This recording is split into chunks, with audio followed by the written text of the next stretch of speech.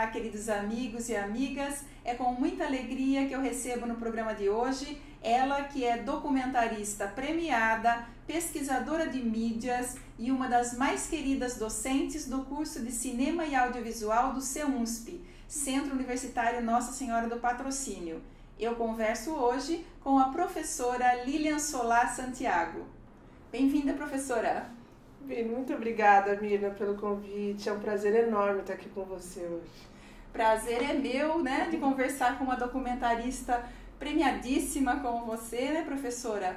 E pesquisadora de mídias, professora no CEUNSP, mestre e doutoranda pela USP.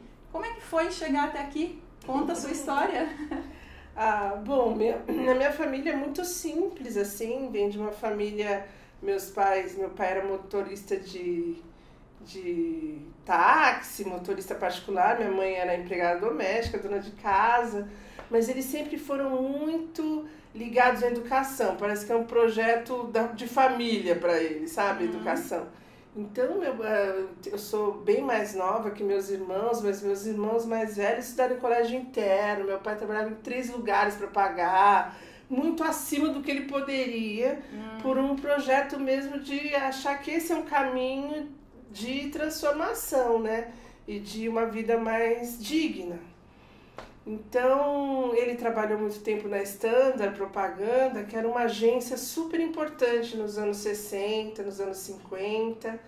E ele era amigo do presidente da Standard, que é o Cícero Leuenhoff, era motorista ali da presidência, e aí acabou colocando os filhos como estagiários, assistente nessa agência de publicidade, e eles acabaram encaminhando nesse trabalho de audiovisual, televisão. Você começou lá também? Não, quando eu nasci, isso tudo antes de eu nascer. Você foi rapinha de tacho. Eu fui. Eu sou 15 anos, em média, mais nova que eles. Em volta de 15 anos, assim. Então, quando eu nasci, eles já trabalhavam. Isso em São Paulo? Em São Paulo. Eu sou de São Paulo. Eu nasci na Cachoeirinha, um bairro da periferia, zona norte de São Paulo.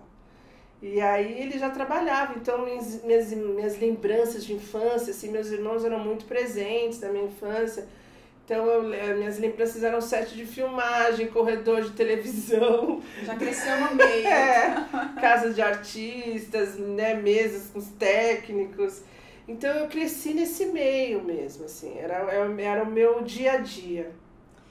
E, professora, você fez a graduação em História, né? Isso. Mas quase que a sua carreira toda aí é mais voltada mesmo com o audiovisual, né? Então, quer dizer que essa influência familiar foi forte mesmo, né? Foi, e também assim, quando eu resolvi fazer cinema, trabalhar com cinema, foi um momento que não tinha cinema no Brasil.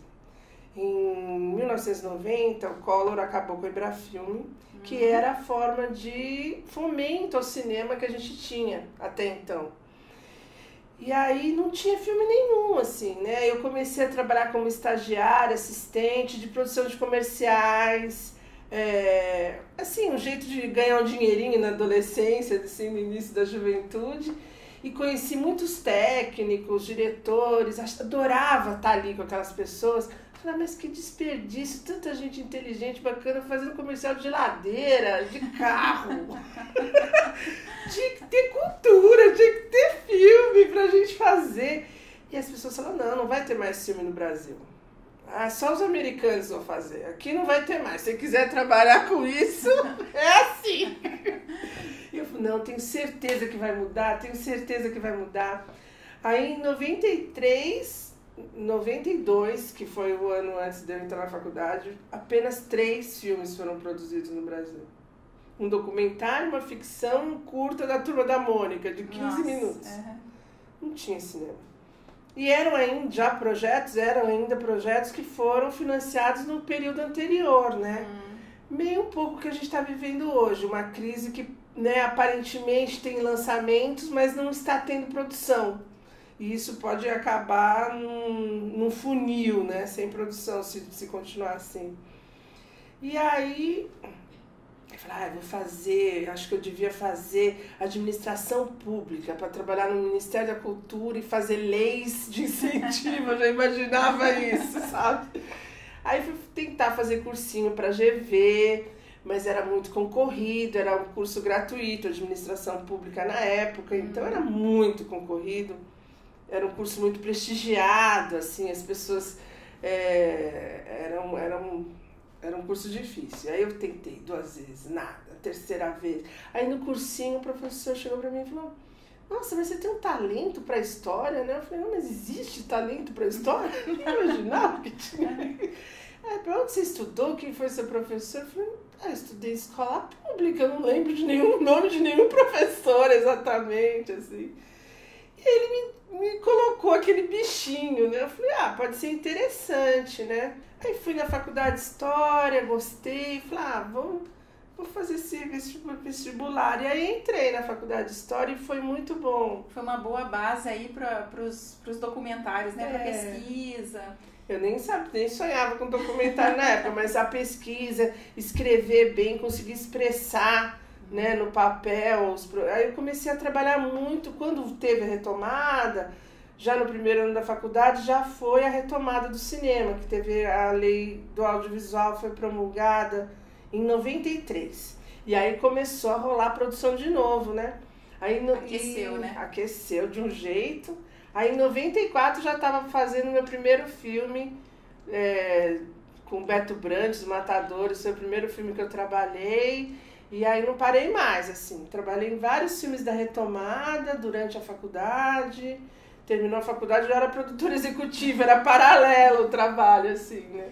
E os documentários seus, eles têm sempre um foco aí nas raízes afro-brasileiras, né? Mais do que a questão racial, o que me move é colocar imagens negras na tela, né? Imagens negras de pessoas negras com sua subjetividade, suas emoções. Esse período também que eu me interessei por cinema, né? Eu cresci muito com a televisão.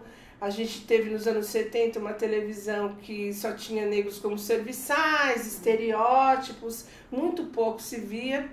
Mas nos anos 80 e final dos anos 80, começo dos anos 90, a gente começa a ter programas policiais na televisão, que era uma coisa que não tinha antes. O primeiro foi Aqui Agora, que era não sei se você lembra desse programa. Lembro. Que aí tinha muita gente negra no programa, só que todos bandidos. Só programa, assim, tudo a imagem da precariedade, das pessoas numa situação ruim, corpos de mortos, muitas imagens. Então a imagem do negro deixa de ser invisível para passar a ser criminalizado, né? Visível de uma forma ruim. Então, assim, parece que é sempre usado como ou diferente, né? E assim, a maioria da população brasileira é negra, né? E indígena, todo mundo tem uma história assim: minha bisavó foi pegar laço.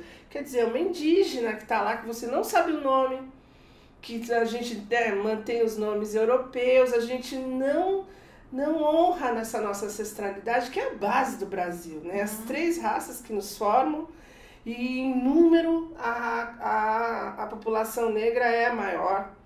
Nossa cultura é muito influenciada, o jeito que a gente fala, o português brasileiro é diferente do Portugal, muito pela presença africana, né? Muita contribuição mesmo. Muita contribuição. Nosso jeito de ser, de viver, o que a gente come, como a gente vive com as nossas famílias, né? Na Europa a pessoa faz 18 anos, tchau, vai embora de casa, vai trabalhar. Aqui não, né? A gente constrói uma casa no fundo pro filho, casa continua morando lá em cima, o neto. A gente agrega, isso é muito africano, é um jeito de viver africano que a gente mantém. A gente não tem como ser europeu. Então, acho que é isso que me move, assim. Não é tanto todo o meu trabalho, tudo que eu me esforcei no audiovisual, inclusive no meu trabalho como professora, né? Os estudantes também, às vezes, vêm falar: vamos fazer, pensa uma pessoa, um herói. Aí já pensa uma pessoa loira. Eu falei: por que você está pensando assim? Por que não pode ser diferente? E não só o negro, né? O japonês também é sempre estereótipo que aparece, né? E isso tem que acabar, né? É uma coisa que muito antiga. Mas devagar acaba, né? Tomara, estamos aqui para isso. Vamos falar então dos documentários seus, né? O primeiro, Família Alcântara, é isso? Uhum. Primeiro que foi premiado conta pra gente a história desse audiovisual aí que você produziu. Tá. Família Alcântara foi esse meu turning point, assim, né? O ponto de virada mesmo, que eu trabalhava em produções várias, mas eu estava infeliz com a representação das pessoas negras nos filmes, que eu trabalhava. E falei, não é possível que eu esteja trabalhando para isso exatamente, né? Me incomodava profundamente. Ao mesmo tempo, meu pai faleceu, que era a minha referência, né? Meu pai negro, de Minas Gerais, né? Uma referência para mim do negro, meu pai. E aí, quando ele faleceu, meu irmão soube da família Alcântara, que também é uma família de mineira, que guardava suas tradições, o jeito de falar e de viver há séculos, assim, né? E aí ele tentou fazer um curta-metragem, não deu muito certo. Aí eu falei, vamos fazer um filme para cinema? Eu falei, mas eu não sei, como que vamos fazer um filme para um longa-metragem? Vou fazer um curta, né? Eu falei, não, eu já sei fazer, eu sei fazer tudo. Vamos nessa que vai dar certo. E aí a gente se uniu. Eu comecei como produtora no filme, eu não era diretora.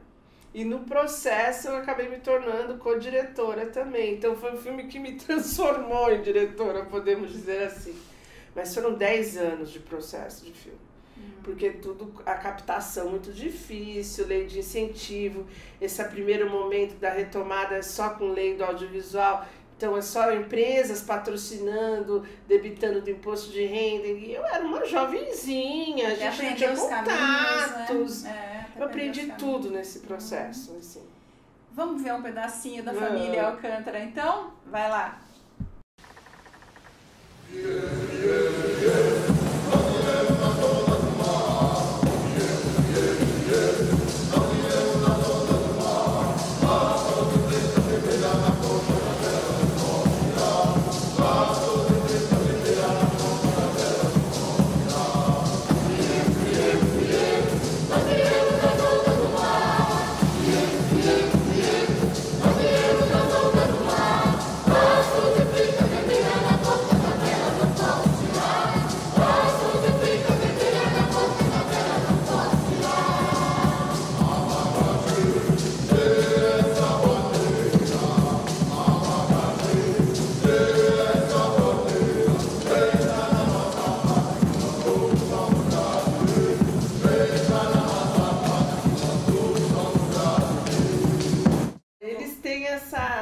Essa marca, né, do coral, o teatro e a congada, uma família que faz essas 3 atividades artísticas até hoje. E a nossa vontade era isso, era quase um antídoto esse filme, assim. E ao oposto das imagens criminalizadas, quando eu estava fazendo, eu sonhava, podia passar no Natal, né? Um filme de família, todo mundo cantando, todo mundo lindo, né? Honrando a nossa ancestralidade.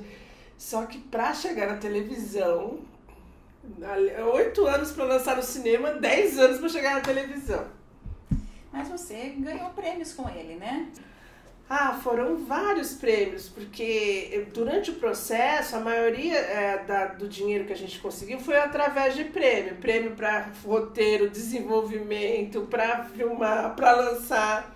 E aí, depois de pronto, né, ele ganhou um prêmio importante em Cuiabá, de melhor documentário, passou em festivais internacionais, mas ele não é um filme assim, quando ele foi lançado, já estava um pouco antigo o formato, né? Ele dialogava melhor com os filmes dos anos 90, quando ele foi planejado, né? Tá. Mas eu tenho muita alegria de ter feito e ficou 8 semanas em cartaz no cinema. E qual é a emoção maior? Ver na telona do cinema ou ver na telinha da televisão? Porque a televisão também tem seu peso, né? Qual foi a emoção maior? Olha, acho que foi quando chegou na televisão, sabia? Na televisão. Porque era o que a gente queria desde o começo. Eu queria televisão, eu queria chegar no público, nas pessoas. Um público que me interessa não é exatamente o público que vai ao cinema, né? Eu fui ao cinema escondidinha, fiquei lá vendo as pessoas olhando pra trás em vez de ver o filme. Muito legal, né? Isso é gostoso também, mas o dia que exibiu na televisão, nossa, né? Cheguei no meu objetivo. Muito bom. E teve também um outro documentário seu muito premiado, que é Eu Tenho a Palavra, né? E que é um documentário que fala de um local em Minas Gerais que preservou um dialeto africano, é isso? Na verdade, um lugar que foi criado um dialeto, né? Que mistura as línguas africanas com português. Bom Despacho é a cidade de Minas Gerais, né? Que a dona Fiota mora. Tem outros lugares que tem dialetos assim, inclusive aqui perto, em Sorocaba, a gente tem o bairro do Cafundó, que tem um quilombo lá, que o pessoal fala a língua da Cucópia, que é muito parecida com a língua do Negro da Costa.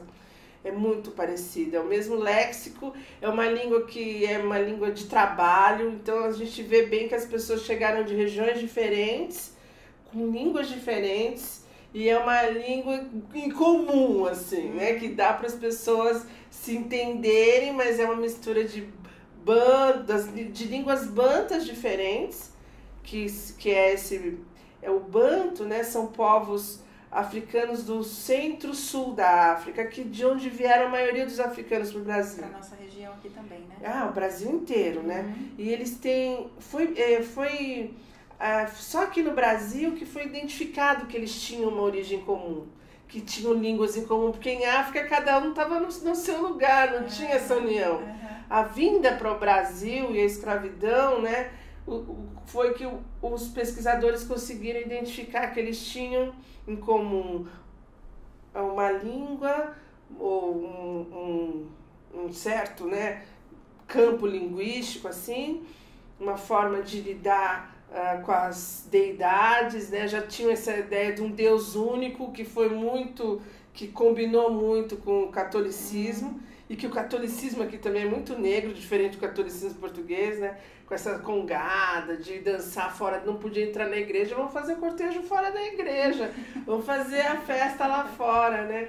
Então isso tudo vem dessas populações bantas, né? Então, o que eu sempre falo, meus filmes, a família Alcântara também, essa tradição banta, de Zambi, que é o Deus único, as canções são para Zambi, que é a mesma coisa que o que a gente chama de Deus.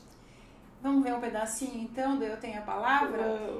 No Eu Tenho a Palavra é a dona Fiota, né? Que é uma moradora da cidade, de 81 anos, né? Conversando com o Amadeu, que é um angolano, é isso? O Amadeu Chitacumula vem de Angola e fala umbundo e quimbundo. Eu coloquei os dois para conversar para ver se eles se entendiam. E se entenderam. Bom, eu escolhi um pedacinho, então vamos lá? Vai lá. Precisa, é isso. Para encontrar alguém aqui no Brasil falando essa língua, que eu consigo identificar vários termos em umbundo e quimbundo, né? Eu acredito que, com certeza, os antepassados delas, um deles veio de Angola. Ou seja, o pessoal que passou para elas, né, foi seguindo essa linhagem, com certeza tem que vir de Angola. E acredito muito mais que vem da região sul de Angola, que pode ser do Ambo, pode ser do Bié, pode ser do Kwanza Sul, porque o que eu consigo identificar no que ela fala é mais umbundo que outra coisa. Então seria inacreditável que ela aprendesse com alguém que não tivesse descendência africana e que não viesse, por exemplo, da região do Ambo, que não viesse na região sul de Angola. E a Quetin da Curima ainda? Ela perguntou se ainda o pessoal trabalha ainda, né? A mãe trabalha. Ela está com 72 anos, mas ainda continua firme no trabalho. Então agora vamos falar daquele documentário da Mercedes Batista, que eu amei também, né? A coreógrafa e dançarina, primeira dançarina, né, negra do balé do Teatro Municipal do Rio de Janeiro. Muito comovente, não? Aquela história toda. Nossa, a Mercedes é incrível, né? Foi um achado, assim, pra mim. Eu adoro fazer filmes sobre coisas que eu não sei. Eu não faço. Que você aprende também, né? Na verdade, é um jeito de eu aprender, né? E esse foi assim, saí de uma aula de dança, uma amiga falou, eu queria fazer dança africana. Eu falei, mas dança aqui no Brasil a gente chama de dança afro-brasileira. Aí tinha uma pessoa do lado, que acabou virando a co-diretora do filme, a Mariana, ouvindo de orelha a história. Falei, quem criou a dança afro-brasileira foi a Mercedes Batista. Falei, nossa, mas alguém criou, pensei que era uma coisa normal de religião, que era dos terreiros, do candomblé. Não, ela foi no candomblé, no terreiro, mas ela fez uma dança, é uma dança de palco, né? A inauguração da dança moderna no Brasil, eu dançava. Falei, nossa, que história. Sabia que está tendo um edital agora do Ministério da Cultura que é sobre, e um dos itens é o corpo negro na dança. Acho que essa história vai ganhar se a gente colocar esse projeto lá. Ah, será? Será que ela tá viva? Não sei o que. E de noite eu fui para casa, já pesquisei na internet, no outro dia eu já estava com o telefone da Mercedes, era uma terça, sexta eu já estava indo pro Rio. E domingo passei o dia inteiro conversando com ela, e uma grande entrevista, e a partir daí fiz o roteiro, e realmente o projeto foi premiado, e toda uma carreira de premiação, assim, que eu sou muito grata por isso, é um projeto que eu gosto muito. E tem algumas pessoas bem importantes dando depoimentos também, eu vi lá a Ruth Souza, né? É, tem o pessoal do Teatro Experimental do Negro, né? Não falando só da importância do legado da Mercedes, né? Isso, que ela é desse grupo, né? Do Abdias Nascimento, da Ruth de Souza, Léa Garcia, ela era coreógrafa do Teatro Experimental do Negro, que também, né, foi muito importante para a história do Brasil, que foi a primeira vez que montou-se uma peça com elenco negro no Teatro Municipal do Rio, como tem coreografia da Mercedes Batista. Então vamos ver um pedacinho da Mercedes Batista, né, falando como é que era o início lá quando ela era criança, né, e também eu vou colocar um pedacinho que eu gostei muito, professora, que ela tá na praça em frente ao Teatro Municipal e ela fala que ela quis estudar balé clássico. Não sou besta. Muito show. Vai lá. Eu sou de Campos, sabe lá onde é Campos, né? Nasci lá. Eu estudei na escola pública e era a única de cor na escola. Nas festas minha mãe botava eu, feito a Shirley Temple, eu ia pra lá, cheia de cachinhos. Era a Shirley mesmo. Tinha lá as meninas que eram escolhidas para dançar, eu tinha aquela vontade de entrar para ver se dançava. Era coisa que era misturado lá com as brancas, né? E eu não podia fazer.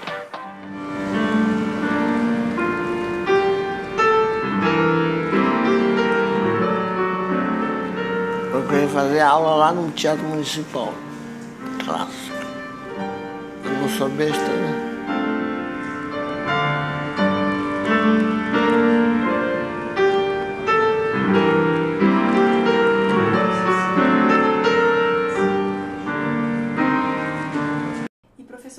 Quais prêmios você ganhou com esse balé de pé no chão, que foi o documentário sobre a Mercedes Batista?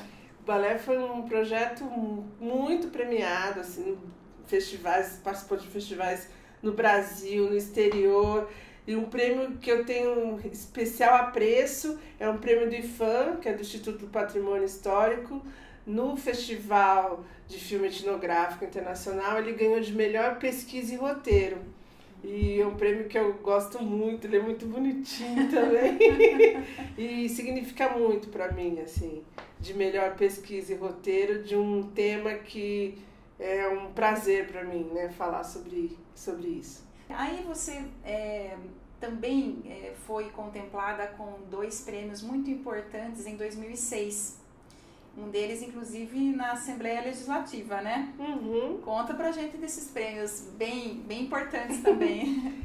Que em 2006 teve esses prêmios que não são exatamente para filmes, né? Que foram prêmios dados pelo meu trabalho, pela cultura negra. E o prêmio Zumbi dos Palmares, das Assembleias Legislativas, é para pessoas que se destacam no Estado pela luta antirracista, então foi muito bacana. E o da Cooperifa, por outro lado, que a Cooperifa é uma cooperativa de poesia da periferia de São Paulo, que antes de vir para cá, é um dos lugares que eu tenho mais no coração em São Paulo, a Cooperifa, um lugar que as pessoas vão para ouvir poesia, ver poesia, se encontrar toda semana, quase uma religião da poesia, assim, é coisa linda. e que eu tenho muita gratidão também de ter recebido esse prêmio deles. E tudo isso que a gente falou até agora foi antes de você vir para Salto, né? Foi. Porque em 2010 você veio para Salto e parece que se integrou perfeitamente à comunidade, não é mesmo? Foi.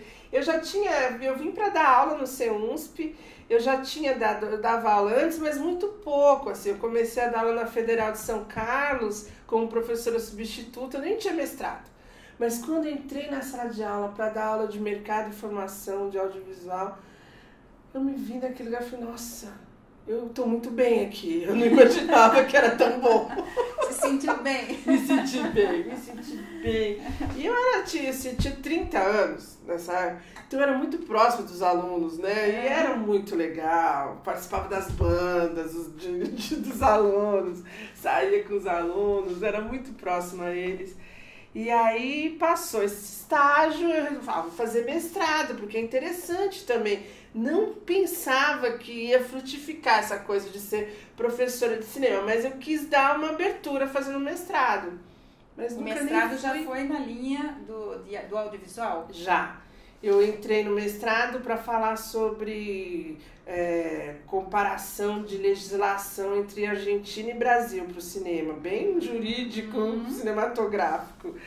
Mas aí no meio eu conheci uma documentarista colombiana e mulheres ligadas ao audiovisual. Um audiovisual feminista mesmo, sabe? Que eu não tinha contato antes. E para mim foi muito importante. Ela tem um trabalho de empoderamento das pessoas através do uso de vídeo. E aí a gente conseguiu uma verba com uma ONG que chama Mamacash, da Holanda, para fazer um projeto aqui em Araçoiaba da Serra com meninas mães, adolescentes numa ONG. E assim, achei aquilo muito poderoso. Usar vídeo não para fazer produtos, mas promover possibilidades das pessoas se verem, né, se acostumarem com a própria imagem, ter esse domínio da sua imagem e se empoderar por aí, né? Aí esse acabou sendo meu mestrado. Aí eu tenho um amigo, Felipe Salles, que já tinha vindo para cá, agora ele está na Unicamp. Um dia eu recebo uma ligação, você quer vir dar aula em Salto? Eu falei, mas onde fica Salto? Eu nem sabia onde era, né? Era meio final do ano, ia pra Limeira. Eu falei, posso passar aí pra ver, não sei. Achava ainda que eu podia ir pra São Paulo todo dia, que eu não precisava mudar pra cá. Eu vim meio desavisada. Aí comecei, você achei que ia dar só 2 dias de aula? Nossa, a gente queria que você desse aula todos os dias. Aí eu achei, será que vai dar certo isso? Porque eu estava muito envolvida com a minha carreira, né, em São Paulo. Falei, vou experimentar 1 ano, vamos ver o que acontece. 1 ano, vamos fazer uma experiência. E aí fui para essa experiência. Ficando, né? Mas eu engravidei nessa experiência. Aí veio a Dandara. E aí eu achei muito bom, né, estar numa empresa, ter licença maternidade, coisa que eu nunca tinha tido antes. E que Salto é uma cidade boa para criar, né? Nossa, filhos. Uma cidade acolhedora, né? Nossa, eu sou muito agradecida dela ter nascido. Nasceu em Sorocaba, mas né, aqui é a cidade dela, Salto, sempre na mesma casa, no mesmo bairro. E os amigos, as amizades, as crianças que ela estava na escola primária, pré-primária, são as amigas até hoje. E isso é muito difícil em São Paulo, né? É muito acolhedor, muito bom. Tenho muita gratidão pela cidade por isso. E que matérias você seleciona hoje no CEUNSP, no curso de Cinema e Audiovisual? Eu já vim para cá como professora cineasta, então minha principal função é orientar os filmes.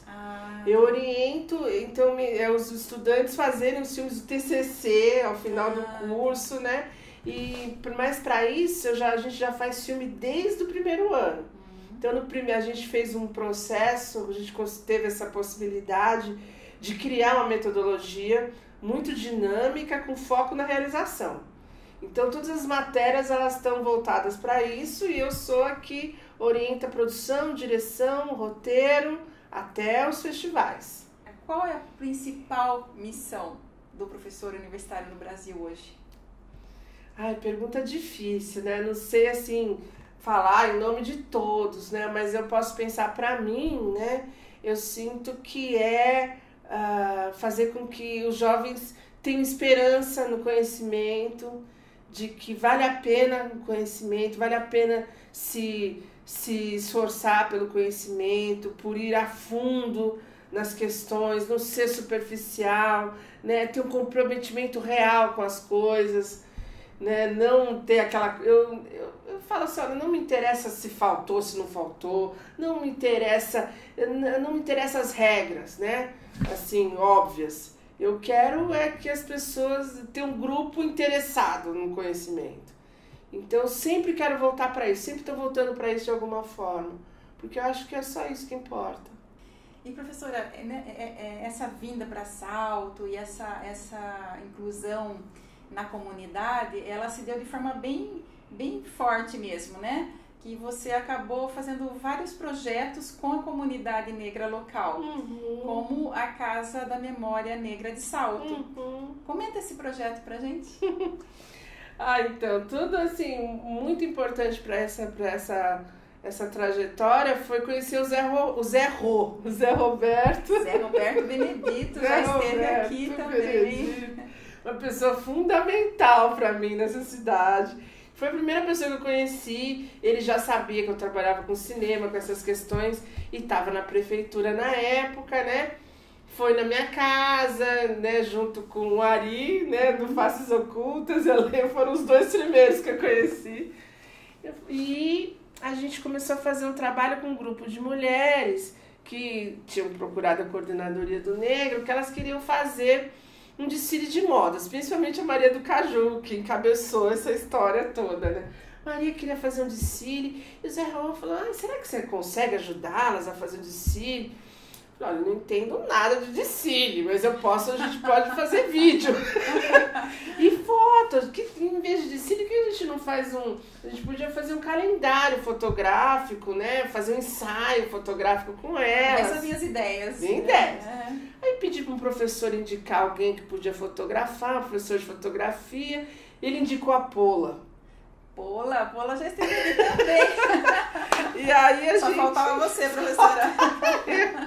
E foi isso, assim, lá em 2000, eu estava grávida, né? A gente começou isso em 2011, fazer oficinas de vídeo aos sábados. A prefeitura apoiou, o CEUNSP cedeu o espaço, os estúdios. Aí a gente se reunia todos os sábados de manhã para brincar com vídeo, fazer esse trabalho de vídeo transformação e os ensaios fotográficos ao final. E foi ótimo, e elas quiseram continuar.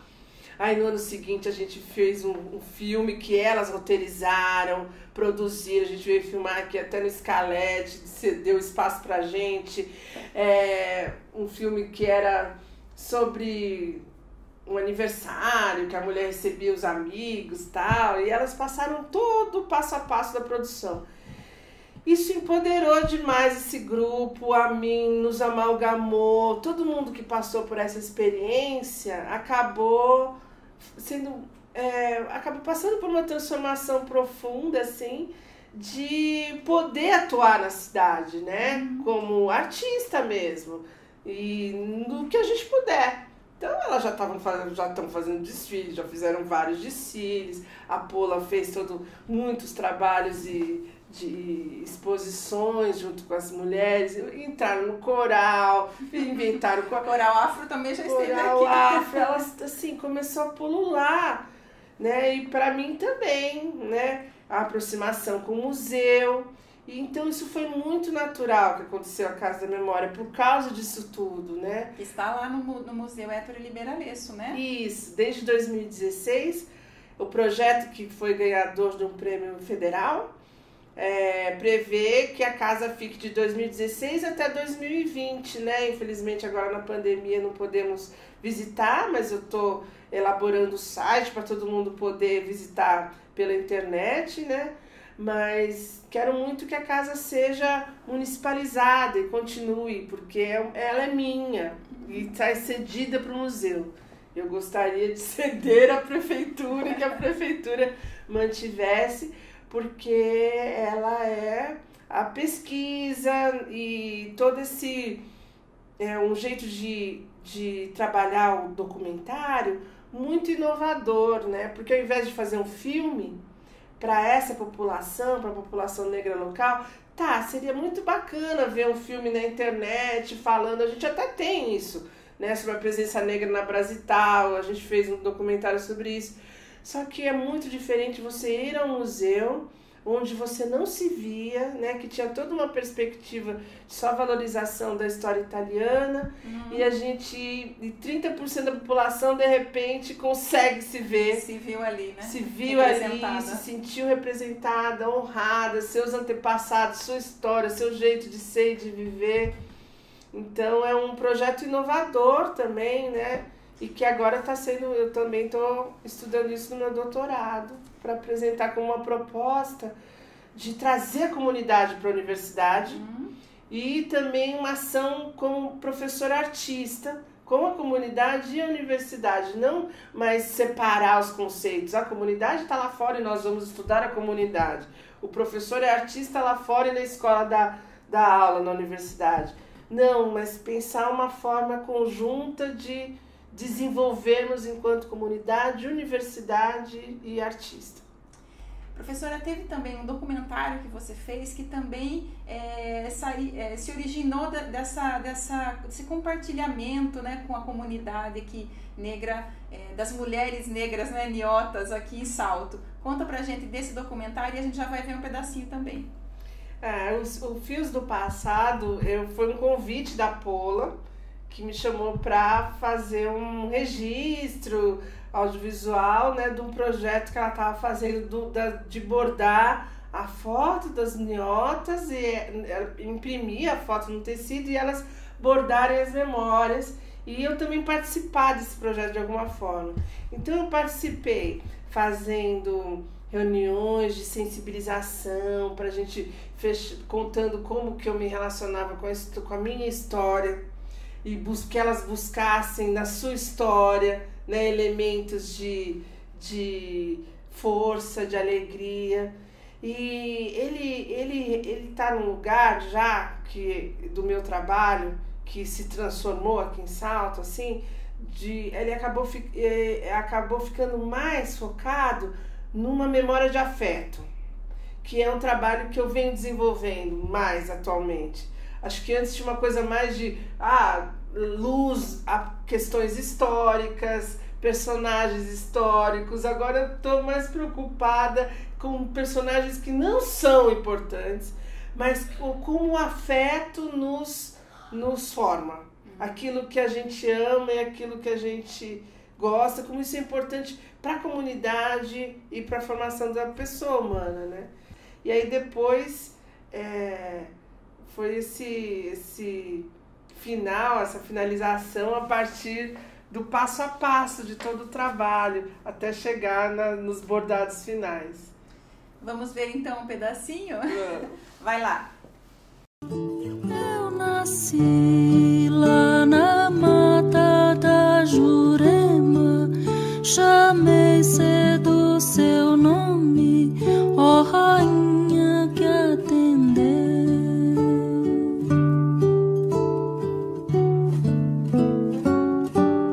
Já dormi lá na beira do seu rio, me abriguei sob o seu manto, ó rainha que atendeu. Professora, quanta gente conhecida aí nesse Fios do Passado, conhecida aqui em Salto, né? Muita gente querida aí. Muito bom de ver esse vídeo aí com essa música no fundo, então ficou muito bom. Obrigada. Emociona a gente, né? Muito obrigada. Professora, em todo esse caminho que você percorreu aí na sua vida, os prêmios, os documentários, os estudos, né? Com certeza você percorreu enfrentando muito mais dificuldades do que outras mulheres não negras, né? E valeu a pena, né? Tudo que a gente falou aqui, que mostrou aqui, valeu muito a pena. deixa aqui nesse Dia da Consciência Negra, deixa um recado para todas as outras mulheres negras da nossa região e do país. Que eu acho que o que eu queria deixar é a certeza de que a nossa história, né, é uma história de heroínas, né, é uma história de superação. As pessoas negras, infelizmente, ainda que conseguem ter uma certa reverberação na sociedade, fazer alguma diferença, né, tiveram todas que passar por enormes dificuldades, superar essas dificuldades e tem uma enorme capacidade de resiliência, de não dar certo e você continuar tentando, não dar certo, porque a gente acredita na mudança, na transformação, a gente acredita no futuro e que o futuro pode ser melhor e muito mais igualitário para todos, né? E acho que as mulheres negras, elas trazem essa mensagem só de existir, só de estarem presentes em qualquer lugar, a mensagem do afeto, do cuidado com o outro, e que o amor constrói mesmo, é capaz de transformar tudo, né? Até essas imagens criminalizadas que a gente vê no cinema e na televisão da juventude negra, que é um genocídio que a gente está vendo, né? É muito difícil para um jovem, uma criança negra, né, se ver as imagens que se tem dela na televisão e a partir dali conseguir achar força ou vontade de ser uma pessoa melhor para essa sociedade. E apesar disso, a gente continua tendo pessoas melhores nessa sociedade, muito por essas mulheres negras, né, que levam essas famílias com afeto, com carinho, com dedicação e confiança no futuro, apesar de tudo. Professora Lilian, muito obrigada pela sua presença aqui no programa. Parabéns por essa carreira maravilhosa que você tem como documentarista, pesquisadora, professora. Eu quero dizer que é uma sorte para os seus alunos tê-la como professora. Gratidão, Mina. Muito obrigada. Foi um prazer estar aqui. Muito bom conversar com você. Obrigada eu. E obrigada a você que nos acompanha pela ITV, canal 24 e 524 da NET ou pelo YouTube. Sua companhia, você sabe, é sempre muito importante para mim. A gente se vê sexta que vem. Beijo no seu coração e até lá.